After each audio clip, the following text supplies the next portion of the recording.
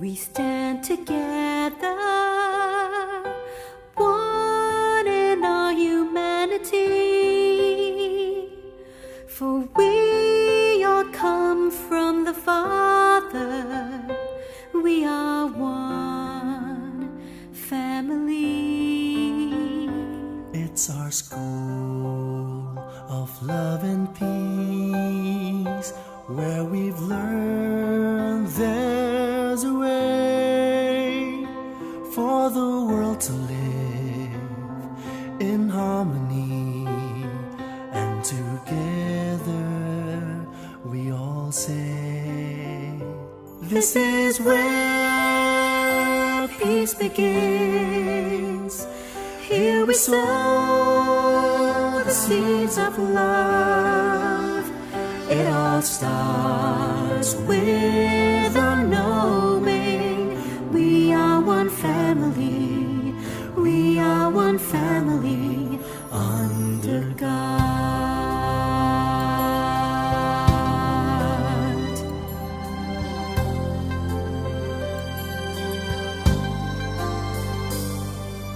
Not just body but spirit.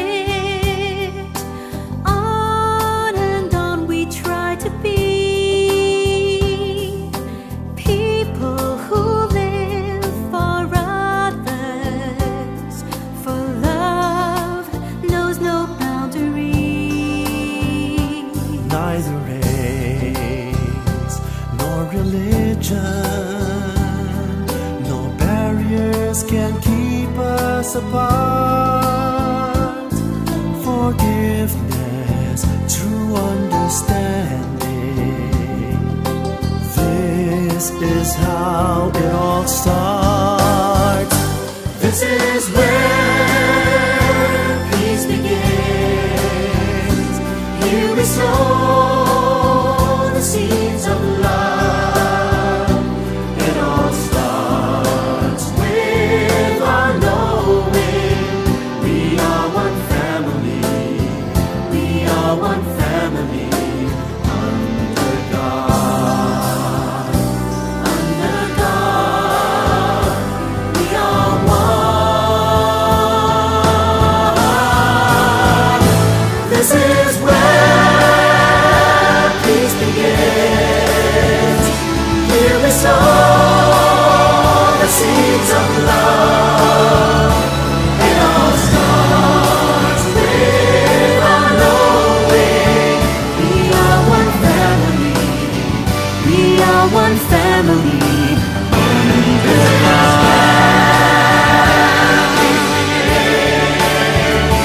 Here we sow the seeds of love. It all starts with our knowing we are one family. We are one family.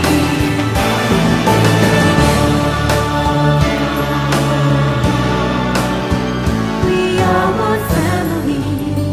We are one family under God. We are one family. We are one family under God.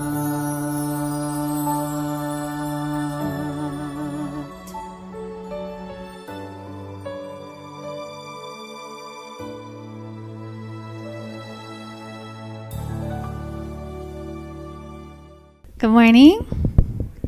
I hope you enjoyed that song.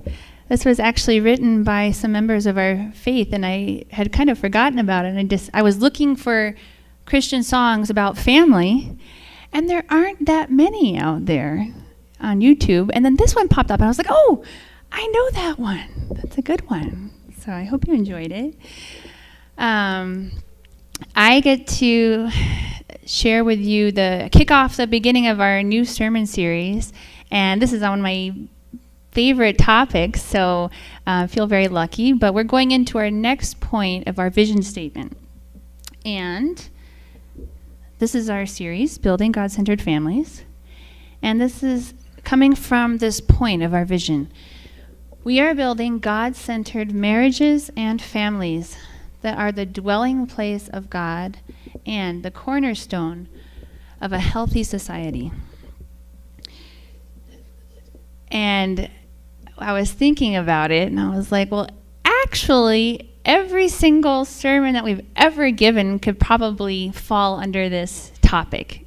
Everything relates in one way or another towards the relationships that we have with our family and with God, and that those relationships become the basis for all the other relationships and all the other things that we do in our life. So we're going to be zeroing in on it for 6 weeks, but I feel like this is always such a huge, it's our life.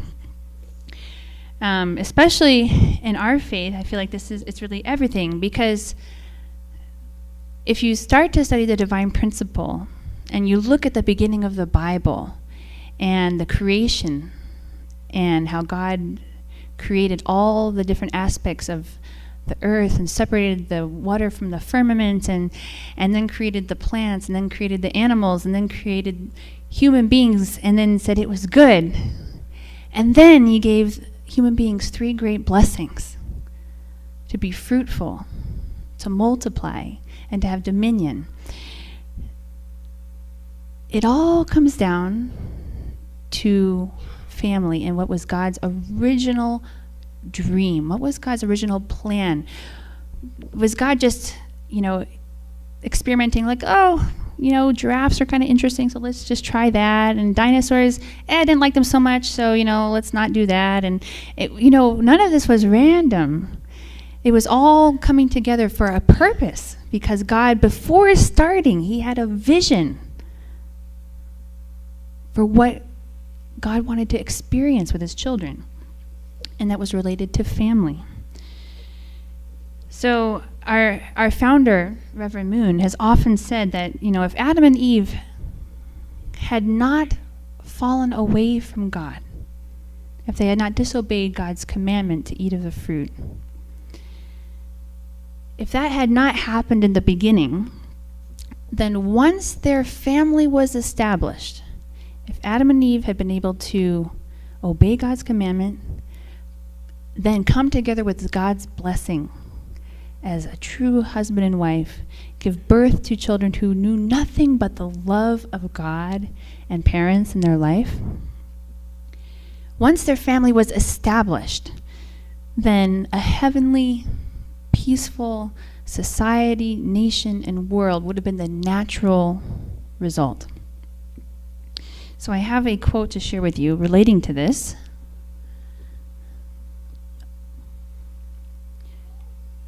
As you know, God is spirit, and God is invisible.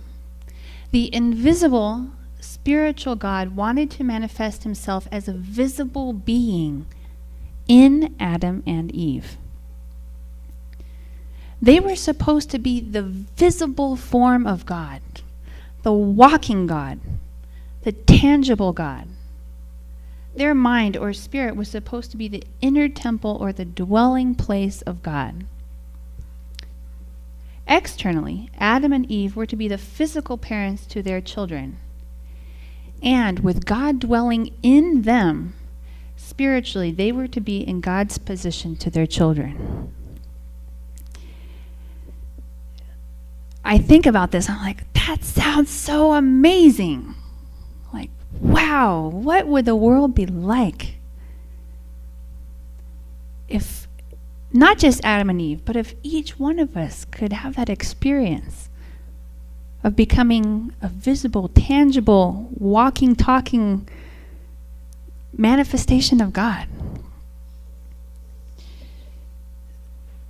Reverend Moon also says that if this were the case, then there would be no need for religion. There would be no need for salvation. And that our ideology would simply be Godism. Because that is what we would be experiencing in our life. We would experience God in every aspect of our lives. God would dwell in us. And we would express God in all of our, and we would have God in our thoughts. We would express God through our words. And then and be God's manifestation in our actions. So if this was our daily reality, then there would be no need for a religion, for churches, for indemnity or salvation. But since we fell away from God, then these things are like a result as we try to come back to God. As God is working to bring us back to him, and as we are working to get back to God, then we need methods and we need ideologies, and people look along the paths of religion. And what are we trying to get back to? God, yes. But why God? What? The original purpose that God created us for, right? Isn't that what we're trying to get back to? The original dream. So that would be the very ideal which God envisioned in the beginning, which is family. So I thought this was a really simple but beautiful quote. The greatest purpose of religion is to build true families. But I feel like most religions haven't quite connected those dots yet, because most people don't really understand what the full vision and purpose of God's creation was yet. So most people are still working on just their individual connection to God, just trying to make it through this world without making too many mistakes. So maybe we can stand in front of God at the end and he'll accept us. But actually, the greatest purpose of religion is to build true families. So that is why this is in our vision statement, and that is why this will be our topic for the next 6 weeks. So today, I'm going to go back. I put it in the wrong spot. Today, the topic is, what does it mean to have a God-centered family? And I want to add on to this. What is the value of having a God-centered family? Why is it important to have God in our families? Because I'm sure some of you are thinking, well, I know some good families that don't go to church, or God isn't a part of their life so much. So, but why is it actually crucial for us to have God in our families? And what does that look like? What does that mean? And before I go into that, I do want to address this point. Whenever somebody talks about the ideal, to me, whenever I listen to a presentation or somebody paints a picture of what it would have looked like, right? If human beings hadn't become separated from God, what if Adam and Eve were to have been able to create that beautiful family in the beginning? And what if those children from that family knew nothing but love, and they expanded love, and it became a society, a nation, a world of peace? There's always a part of me that thinks, dang it, why couldn't that work out? I want to be there. That's what I want to experience. Why can't I have that? And so I do want to address that, because I know for myself, I always get this anxious feeling of like, why can't it be me? Why can't I have that? And I have a quote from a very wonderful movie. Sometimes there's great wisdom found in popular movies, okay? And this one is from Lord of the Rings. So some of you already might know what I'm going to say, but there's this part in Lord of the Rings where Frodo's talking to Gandalf, and he's like, why did the ring have to come to me? I wish it had never happened. And this is what Gandalf says, okay? He says, so do all who live to see such times. But that is not for them to decide. All you have to decide is what to do with the time given to you. Isn't it amazing what we get from movies sometimes? So I feel like that is actually my lead into the service, because we know the ideal, but that's not what we have in our lives. That's not what we see in our own families. That's not what we see on the street. So, but what we do have is our own life. What we do have is the ability to decide what to do with the time that we're given and the resources and the families that we do have. Hi, Gabby. So that's why I feel like we sometimes need a little bit of guidance, or we need a little bit of education or ideas to follow to help create that.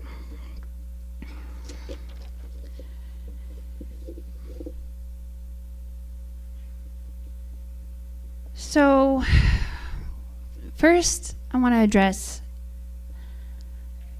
why do we need God in our families? Why can't we just be a family without God? Actually, I was thinking about, I have a friend back at home, and a lot of times when I look at her Facebook posts and see her family, I'm like, wow, that's so sweet. They're so wonderful. You know, so she and her husband, they were living in town, but they wanted to live in their dream home in the country. And they had one child at the time. So they said, okay, we're going to commit to this. So they bought this huge property out in the countryside with a lake, and there was a hunting cabin on the lake. And they moved into the hunting cabin while they started to build their dream home on the property. In the meantime, she had 3 more children. And so there's 6 of them living in this like 500 square foot hunting cabin in the countryside. But they created this beautiful little miniature kingdom of heaven in their house. And then they created their dream home, and now they live there, and they have their dog, and you know, she loves baking, and her kids are adorable, and a lot of times I think, that's just so cute. What a beautiful little family.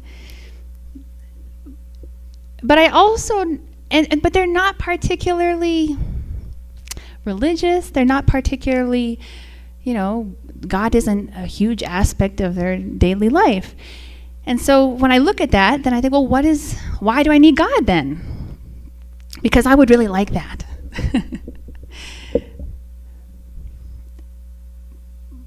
But if I really think about it, we need God because without God, God ends at our own limits.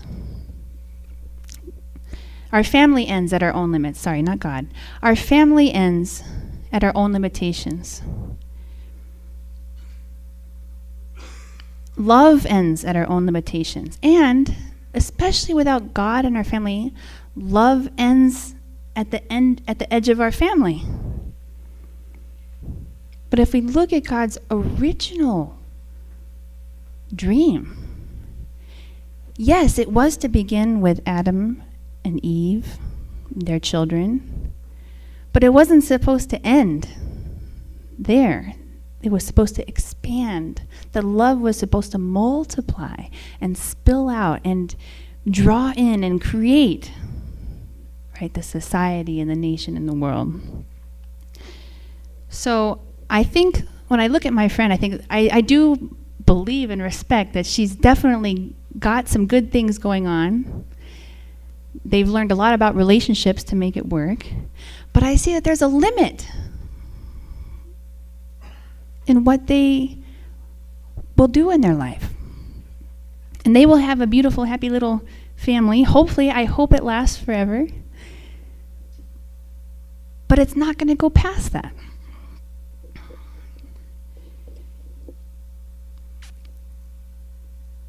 And without God, love ends at our own limits, our own limitations.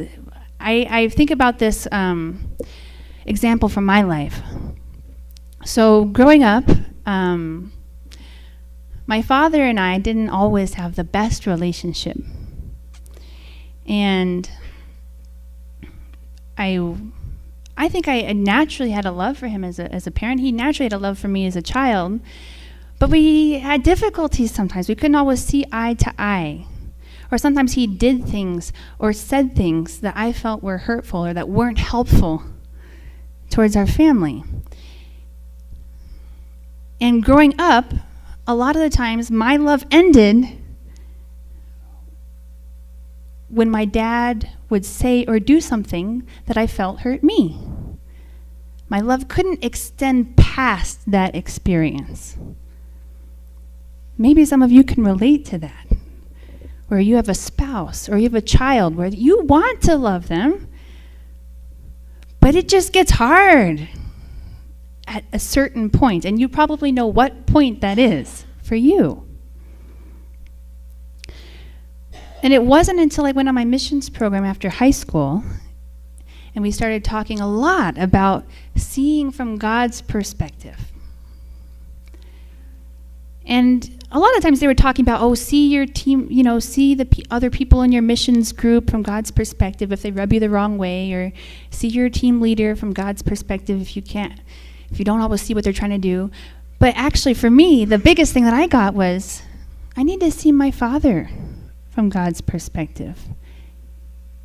Because think about it. If I'm looking from my perspective, my dad's there and I'm here, all I can see from my perspective is it's limited from my experiences in my life, what I feel, what I think, what I want, what I don't want.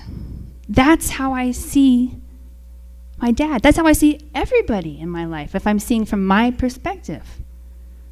But God's perspective as a parent is much broader, isn't it? Especially because God is a parent, seeing us all as his children. So when I began to see my dad, not just as my dad who was doing and saying these things, but my dad who is also a child of God. My dad who also grew up and didn't have he didn't have his perfect parents. He didn't experience his perfect love. My dad's also looking for love. Then my love it stopped ending where our differences met. But my love could go beyond those because it was a broader love. Since that point, our relationship has been very, very different. It doesn't mean that sometimes my dad doesn't rub me the wrong way, or that I don't appreciate some of the things that he does. But it never gets in the way of my knowing that my dad is also a child of God and that there's a real love there.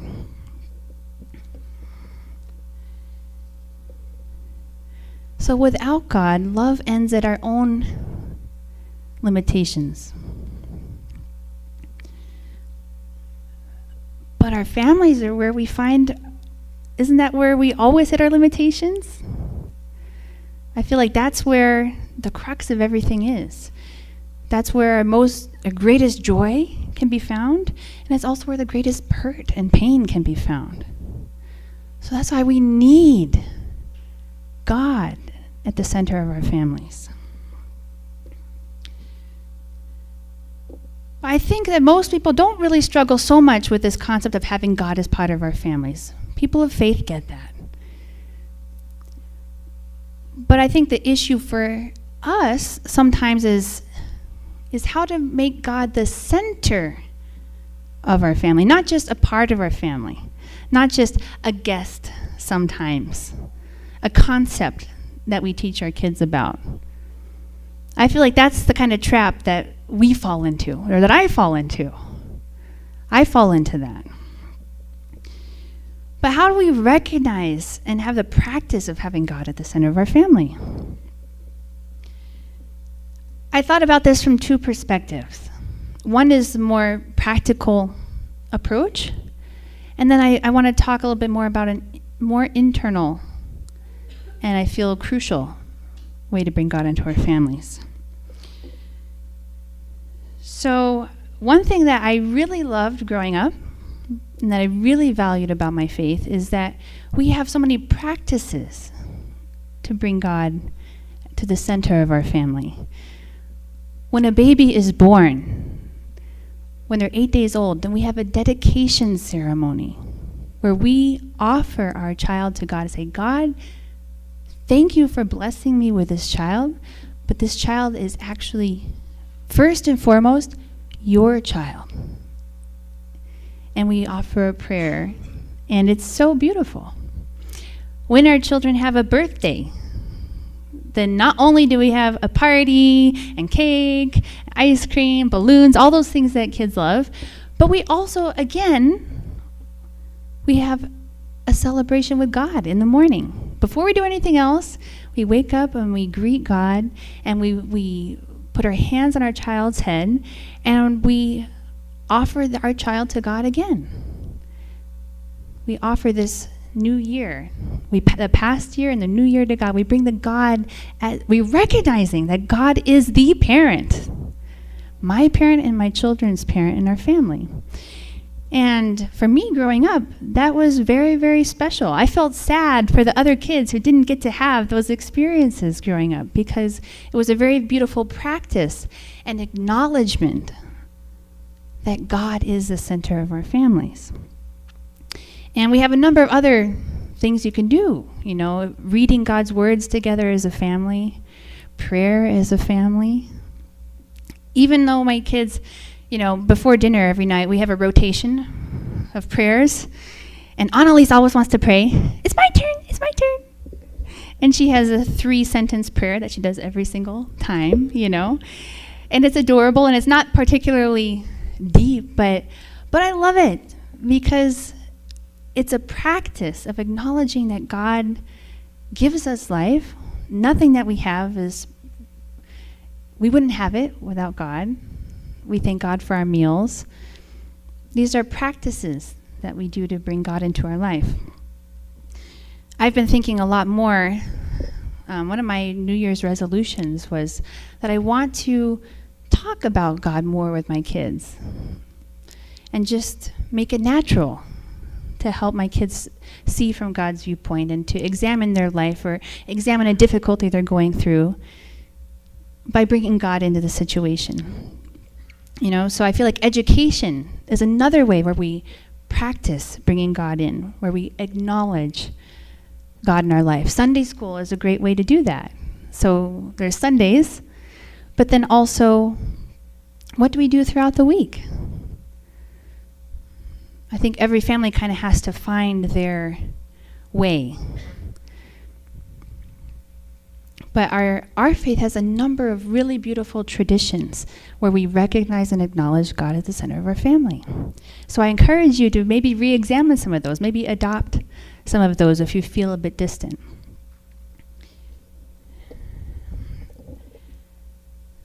There is, however, kind of a trap in focusing on just the practices or just the traditions of putting God at the center of our family. It kind of reminds me of that Bible verse that faith without works is dead. So I want to go into what is the internal way that we bring God to the center as the core of our families. This is in the practice of love.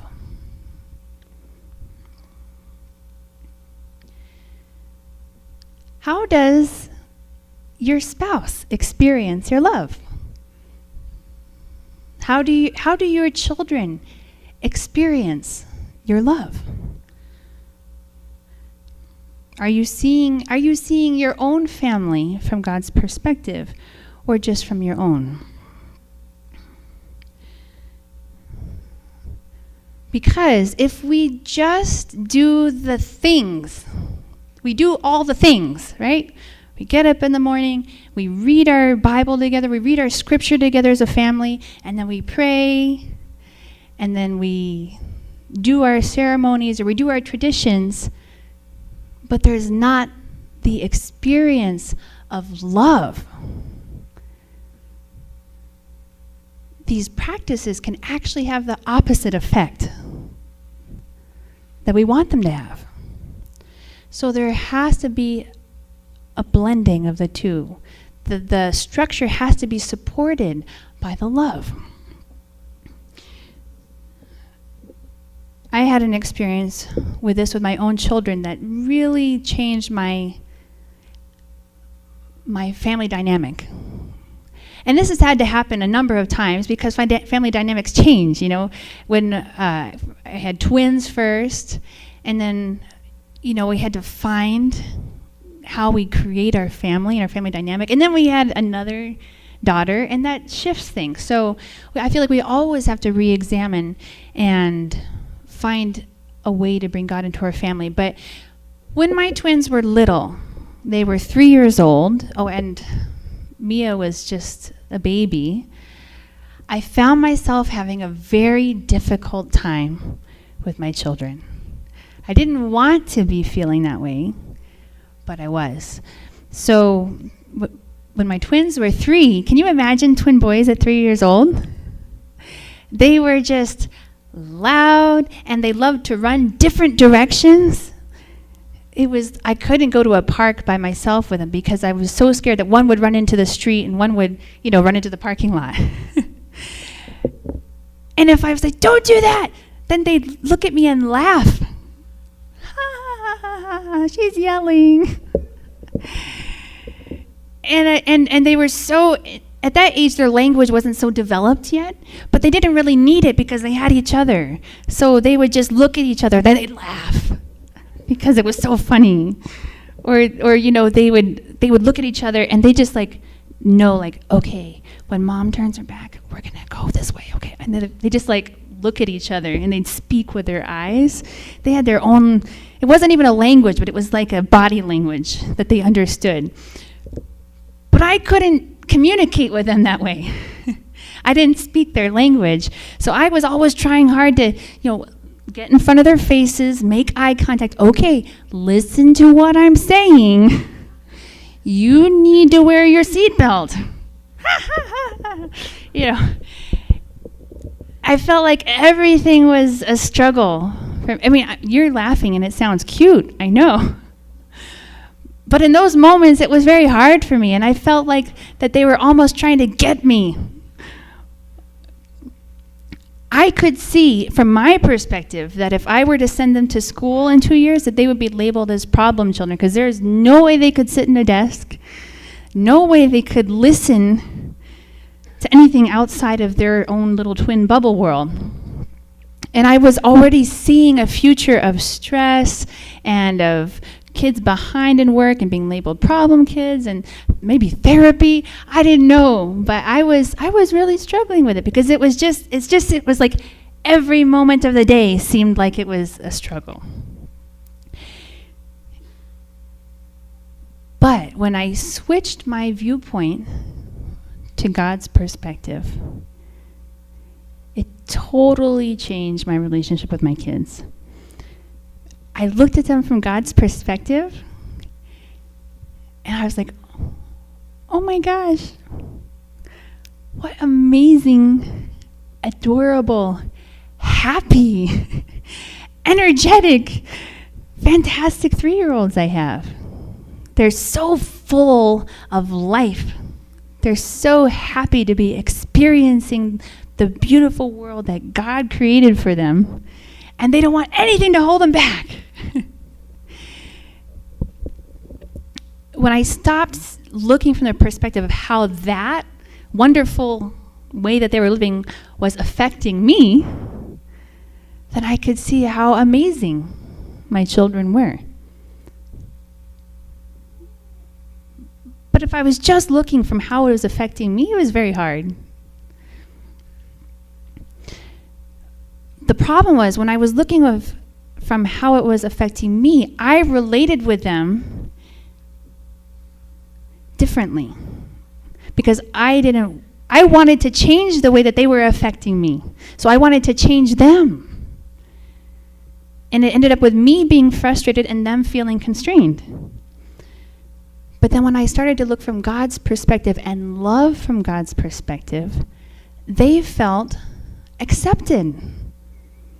And they felt loved through me. And even though they're still energetic and they were still speaking in their own language, it wasn't like a me versus them anymore. It was like, okay, we're all doing this together.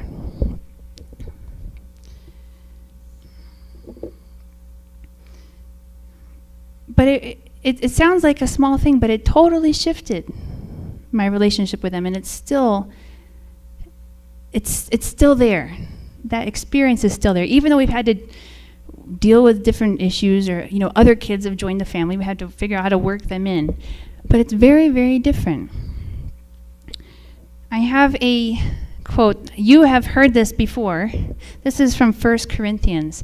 And I feel like many times this quote is dissected and used in separate contexts, different parts of it. But actually, I want to share the whole chapter with you because it's so beautiful. Oh, here we go. Okay. This is 1 Corinthians chapter 13. If I speak in the tongues of men or of angels, but do not have love, I am only a resounding gong or a clanging cymbal. If I have the gift of prophecy and can fathom all mysteries and all knowledge, and if I have a faith that can move mountains, but do not have love, I am nothing. If I give all I possess to the poor and give over my body to hardship that I may boast, but do not have love, I gain nothing. Love is patient. Love is kind. It does not envy. It does not boast. It is not proud. It does not dishonor others. It is not self-seeking. It is not easily angered. It keeps no record of wrongs. Love does not delight in evil, but rejoices with the truth. It always protects, always trusts, always hopes, always perseveres. Love never fails. But where there are prophecies, they will cease. Where there are tongues, they will be stilled. Where there is knowledge, it will pass away.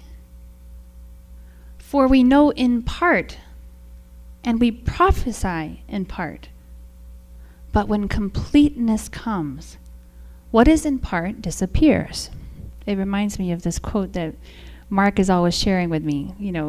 If there's just a small candle in a dark room, all focus goes to the candle. But when you turn on the light, the candle is not the important thing anymore. When I was a child, I talked like a child. I thought like a child. I reasoned like a child. When I became a man, I put the ways of childhood behind me. For now we see only a reflection, as in a mirror. Then we shall see face to face. Now I know in part. Then I shall know fully, even as I am fully known. And now these three things remain: faith, hope, and love. But the greatest of these is love. You know these parts, don't you? But do you ever hear it all together? It's beautiful. So I feel like that it's a very interesting quote because it's talking about important things. We should say good things. We should know. We should attain knowledge. We should understand the truth. We should have faith. We should demonstrate our faith. We should have the structures to bring God into our family, right? We should have our prayers. We should have our time of devotions. We should have the traditions that bring God into our family. These are good things. We should give to others. We should minister to others. But if if these things that we're doing don't come from love, then what is the value of all the things?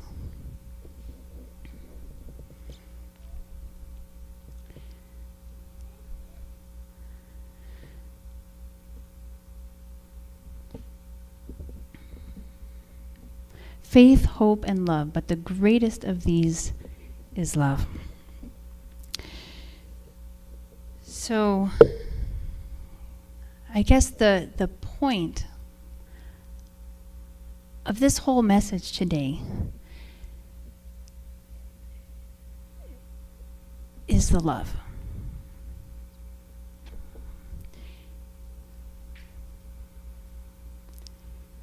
I feel like that in some way, my friend who has the cabin and all the kids and the dog, and it's all so cute, we need both of these things. I feel like they're missing maybe some of the structures and missing the acknowledgement of God, but there's some part of them that has it right because they have this love that just binds them all together.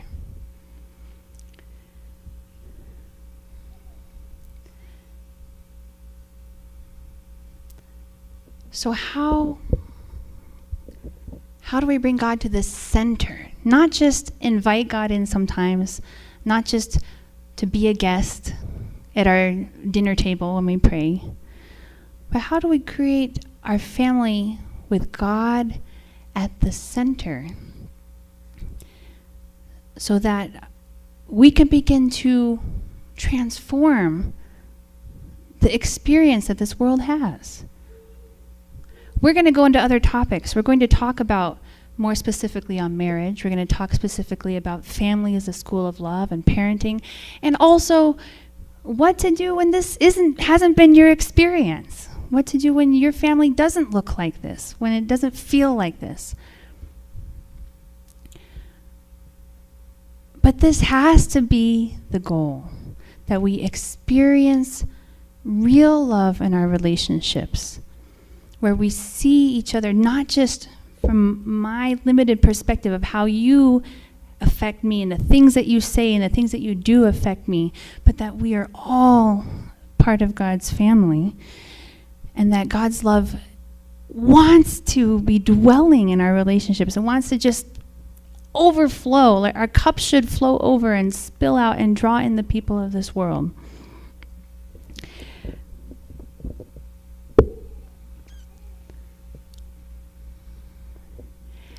I feel like it's hard to even express in words what I want to be expressing in words. But I really feel like this is the key. When we let go of all these other things, our service that we do, the faith that we have, the practices that we do, if all that goes away,